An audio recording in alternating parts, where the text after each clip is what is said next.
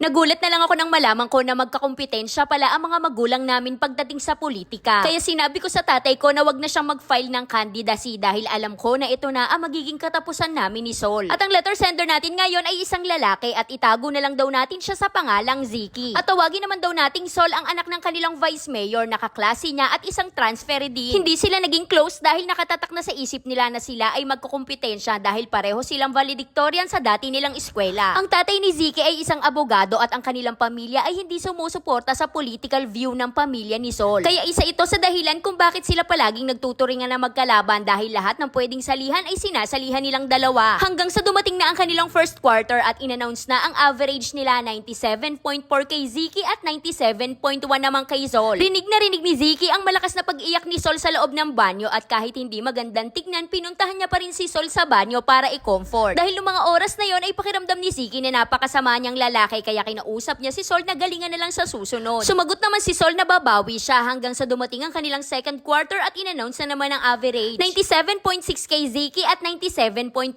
naman kay Sol kaya behind pa rin sa kanya si Sol. Pero nang mga oras na yon ay parang baliwala na kay Sol dahil sinabi niya na grades doesn't define me. At sinasabi yun ni Sol habang umiiyak ng walang dahilan kaya napasabi nilang si Ziki na bumawi ka na lang uli. Nagtayuan ang mga kaklase nila para yakapin si Ziki at isa sa mga yumakap sa kanya ang best friend ni Sol na itago na lang natin sa pangalang Yana. Pero pagkatapos ng pangyayaring yon, napansin ni Ziki na hindi na muli pang nag-usap si Yana at si Sol. Pinipilit na alamin ni Ziki kung ano ba ang tunay na nangyari kung bakit bigla na lang nagkaroon ng gapang dalawang mag-best friend. Hanggang sa nung minsan na nagkaayaan silang magkape, bigla na lang sinabi ni Sol kay Ziki na I really like you. Sobrang cute nating magkasama kaya parang bigla na lang nag-blush si Ziki. Hindi nakaribal ang tingin niya kay Sol dahil parang bigla na lang siyang na-fall at ito sa tingin niya ang kanyang love interest. Hanggang sa nagsimula na silang mag-date at kahit wala silang label, alam nila na may something special sa kanilang dalawa. Dumating na ang kanilang third quarter at in-announce na ulit ang average, 97.9 na kay Sol at 98.1 naman kay Ziki. Kaya sobrang saya naman ni Sol hanggang sa dumating na ang finals at in-announce sila na parehong 98.2 ang average kaya pareho silang gumraduate ng with highest honors. At noong dumating na ang bakasyon, nangako sila sa isa't isa na magkikita pa rin sila kahit gaano sila kabisi sa ibang bagay. Hanggang sa nung minsan na nagpunta sila ng dagat kasama si Yana, bigla na lang nilapitan ni Yana si Sol para sabihin niya na gusto niya talaga si Ziki. Pero naramdaman ko na mas gusto kanya Sol kaya umatras na lang ako. Ito na yata ang pinaka-random na confession na narinig nila kaya niyakap na lang ni Ziki si Sol. Inabutan na sila ng gabi kaya hinatid ni Ziki si Sol sa bahay nila at dahil hindi okay ang kanilang pamilya ay hanggang gate lang sila. Pero nagyakapan pa rin sila bago sila nagpaalam sa isa't isa kahit alam nila na may CCTV sa gate nila Sol. Nag-message na lang siya kay Sol ng good night pero hindi na nakapag-reply sa kanya at ginaw siya sa loob ng ilang linggo. Nang bigla na lang mag-message ulit sa kanya si Sol at sinabing pasensya ka na, kinuha kasi ni daddy ang cellphone ko. Dahil wala kahit isa sa miyembro ng pamilya nila ang nakakaalam tungkol sa kanilang relasyon. Naging maayos pa rin naman ang lahat hanggang sa dumating ang araw bago ang kanilang graduation. Na in-announce ng tatay ni Ziki sa kanilang pamilya na tatakbo siya bilang vice mayor ng kanilang lugar at kakalabanin ng tatay ni Sol. Kaya bigla na lang napasigaw si Ziki na hindi ka pwedeng tumakbo, wag na wag ka magfa-file ng candidacy. At pumasok na lang siya sa loob ng kwarto at nagmukmok dahil alam niya na ito na ang simula ng kanilang katapusan. Dahil mas lalo na silang hindi pwedeng lumitaw sa publiko ng magkasama dahil alam nila na magkaka-issue at problema. Hanggang sa isang araw na bigla na lang nagchat sa kanya si Sol at sinabing maraming salamat sa iyo Ziki. Siguro sa susunod na buhay nating dalawa ay pwede na maging posible ang lahat, sabay block sa kanya sa lahat ng social media. At para mapaiksi na lang ang kwento, nanalo ang tatay ni Ziki bilang vice mayor sa kanilang lugar. Dito na inamin ni Sol sa kanyang daddy ang lahat kaya naniniwala si Ziki na daddy ni Sol ang dahilan ng kanilang breakup. In love pa rin sila sa isa't isa kahit nakalipas na ang 3